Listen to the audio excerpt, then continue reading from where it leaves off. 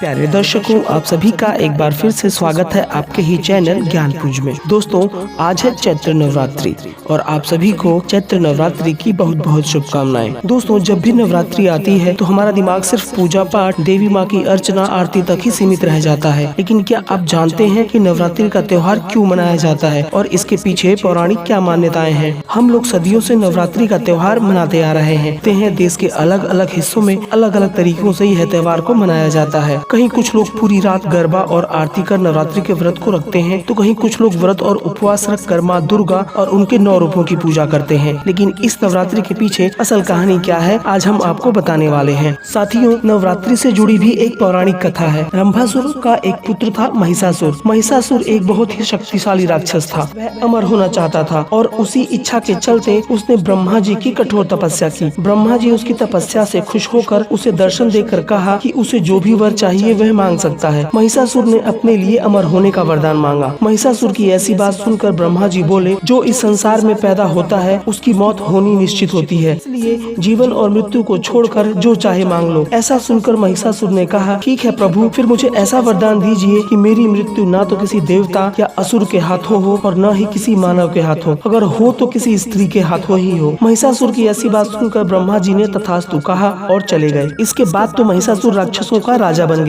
उसने देवताओं पर आक्रमण कर दिया। देवता घबरा गए। हालांकि उन्होंने एकजुट होकर महिषासुर का सामना किया, जिसमें भगवान शिव और विष्णु ने भी उनका साथ दिया। लेकिन महिषासुर के हाथों सभी को पराजय का सामना करना पड़ा और देवलोक पर महिषासुर का राज हो गया। महिषासुर से रक्षा करने के लिए सभी देवताओं ने भगवान विष्णु के साथ आदिशक्ति की आराधना की। उन सभी के शरीर से एक एक दिव्य रोशनी निकली, जिसने एक बेहद खूबसूरत अप्सरा के रूप में देवी दुर्गा माँ का रूप धारण कर लिया। देवी दुर्गा को देख महिषासुर उन पर मोहित हो गया और उनसे शादी का प्रस्ताव सामने रखा। बार बार वह यही कोशिश करता रहा। देवी दुर्गा मान गई, लेकिन एक शर्त पर। उन्होंने कहा कि महिषासुर को उनसे लड़ाई में जीतना होगा। महिषासुर मान गया और फिर लड़ाई शुरू हो गई, जो 9 दिन तक चली। 10वें दिन देवी दुर्गा ने महिषासुर का अंत कर दिया और तभी से ये नवरात्रि का पर्व मनाया जाता है। दोस्तों, यह थी नवरात्रि को मनाने की पौराणिक मान्यता। दोस्तों, ऐसे ही नवरात्रि के 9 दिनों में हम आपके लिए नई नई जानकारी लेकर हाजिर होंगे आपके सामने। तब तक के लिए खुश रहिए। माता रानी आप पर आशीर्वाद बनाए रखे।